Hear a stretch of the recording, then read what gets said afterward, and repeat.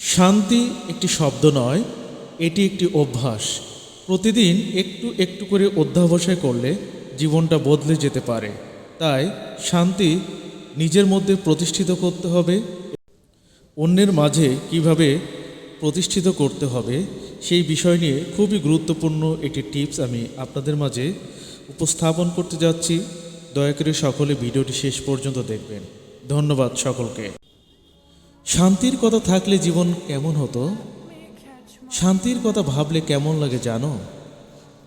একটা জীবন যেখানে সকালটা শুরু হয় পাখির ডাক আর নিঃশ্বাসটা হয় হালকা, না থাকে অহংকার, না থাকে হিংসা, থাকে একটু ভালোবাসা, একটু সহানুভূতি আর একটা বিশুদ্ধ মনের হাসি।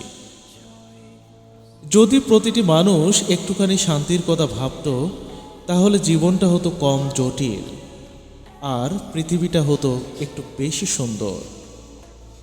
শান্তি মানে দুর্বলতা নয়, বরং শান্তি মানেই হলো শক্তির সবচেয়ে সূক্ষ্ম প্রকাশ।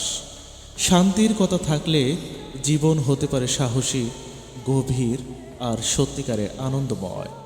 চলো আজ থেকে অন্তত একটুখানি শান্তি ছড়ায় নিজের মধ্যে আর আমাদের চারপাশে।